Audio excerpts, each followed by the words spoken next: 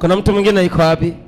Nataka Mungu, yaani una jambo ambalo linaendelea kwako, nataka Mungu akusikilize. Yes. Bwana Yesu asifiwe. Amina. Kwa majina naitwa Feda. Baba, nimepitia changamoto nyingi sana ya kimaisha. Ndio. Nilikuwa mimi na vijana wangu nawapa kazi ya mkataba wa bodaboda. Niliweza kujikakamua mpaka nikafikisha bodaboda 6. Ukafikisha 6. Ukafikisha bodaboda 6. Wananiletea kila siku 10,000.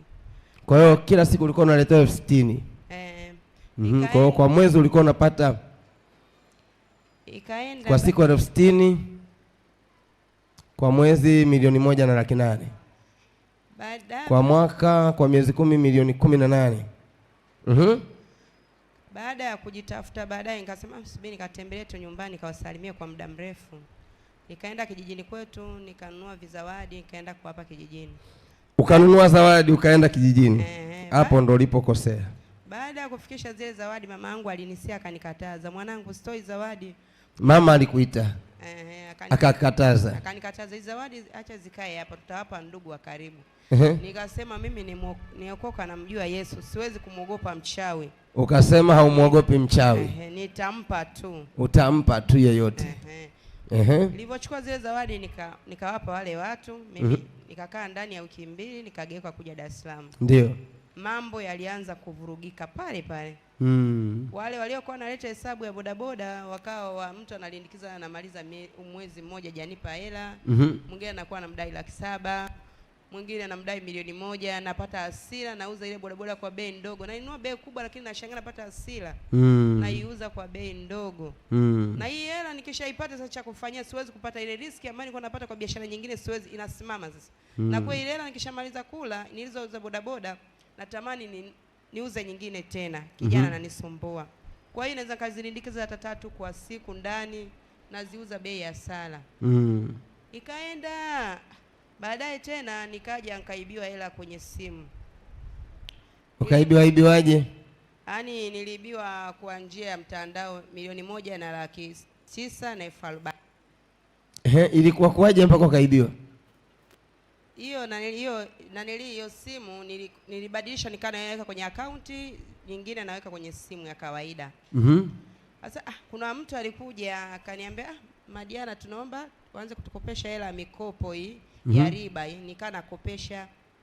Wakaanza kuwa wananisumbua, nikaanza kuvurugikiwa hapo.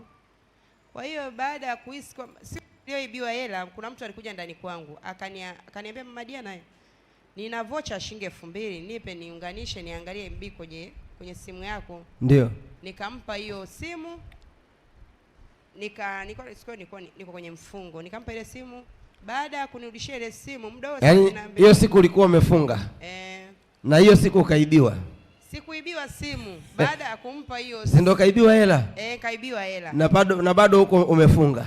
Na bado niko kwenye maombi nikaibiwa. Baada ya kuibiwa hela kwa muda ule sikujua. Baada ya mtu kunitumia pesa, mbona salio linipungua?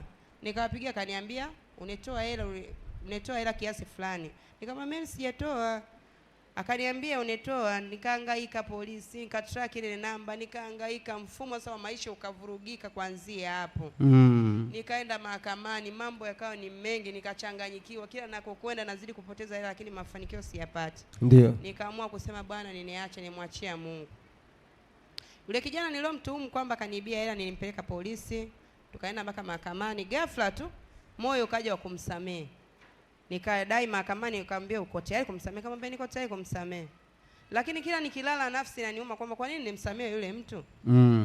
Basi nikaenda ndio maisha yakaendelea baba kushuka. Nikaona bodaboda zote nishafilisika. Nikaanza kuwa nachukua vitu chakavu napeleka Dodoma. Nikaanza tena na msingi mkubwa. Tena huo msingi ukaenda ukakata wote nikabaki 0. Nikarudi nikaja kwenye afkeki kupika. Najaliwa na wateja lakini baba kila hela nakushika inayayuka ile hela. Nikarudi nikaona mpaka maisha yashanishinda nataka kurudi kijijini. Kila nikikaa ninafikiria kujiua kwa sababu nilikuwa naitwa bosi, sasa hivi nimebaki maskini. Vijana ananipigia simu, bosi tunataka mkataba. Na nyamaza nifanye nini sasa? Nikaanza kuuza uji nao unanichanganya.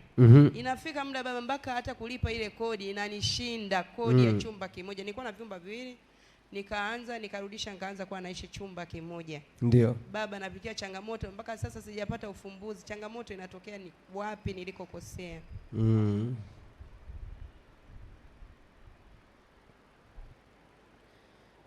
Ulikwenda kijijini na Zawadi? Ndio. Mama akakwambia? Mama akanikataza, mwanangu, zawadi hizi mwanangu siache. Siache. Tutazigawa zizi kwa ndugu wa karibu. Nikakataa. Wewe ukakataa. Siku unagawa zawadi, siku ya pili ambayo uligawa zawadi, ni siku ya pili ambayo uligawa zawadi, ndio siku ambayo walikunyoa hapa usiku. Kaa kwenye kiti chako. Wale mlionao karibu, mwangalieni hapa, ni upara mkubwa tu hapa. Hakuna kitu kibaya kama uchawi ambao unanyolewa. Akili inavurugika. Unapanga A, badala ya A linaleta matokeo B. Kama mmeshaona nipigieni kelele, niambieni tayari.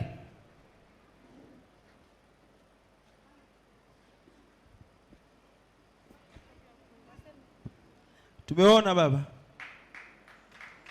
Umeona eh? Umeona. Mwekeeni kidole ili yeye mwenyewe ashike, alafu atasikia kabisa kwamba hapa hakuna nywele. Mwekeeni kidole chake.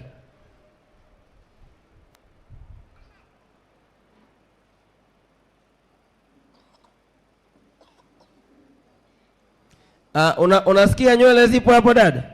Zipo. Ni kipala au ni nywele? Ni kipala.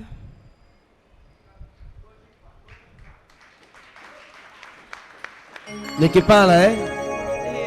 Ndio. Basi hicho mpaka siku nywele zikiota hapo ndo utaishika hela. Na zioti mpaka unakufa.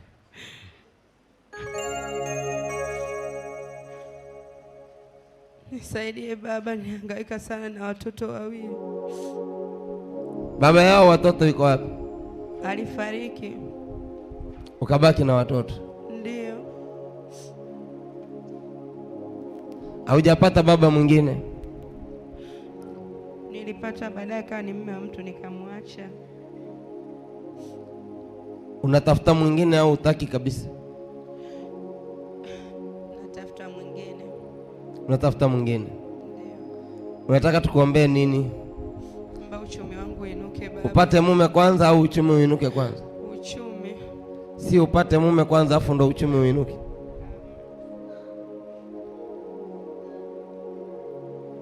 Naam? Uchumi uinuke baba. Mimi nataka nikuombee upate mume, ukishaingia kwenye ndoa alafu uchumi uinuke. Wewe unasemaje? Ndio baba, vyovyote itakavyowezekana. Wamama nyie mnasemaje? Tumuombee uchumi kwanza au mume kwanza? Wanawake wangapi wanasema mume kwanza? Wanawake wangapi wanasema uchumi kwanza?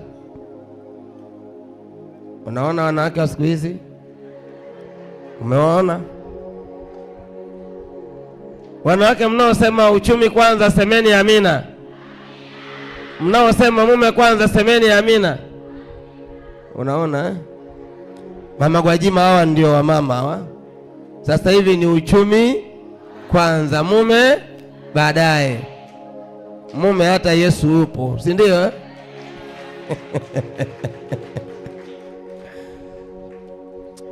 Naomba package. Leo siombi, leo naomba package tu. Njoo uchukue hii package.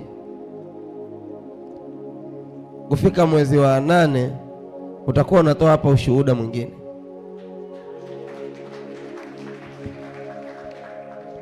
Mwezi wa 8 tu. Mwezi wa 8 tu. Huyu anakwenda kuwa na uchumi mkubwa sana na anaolewa.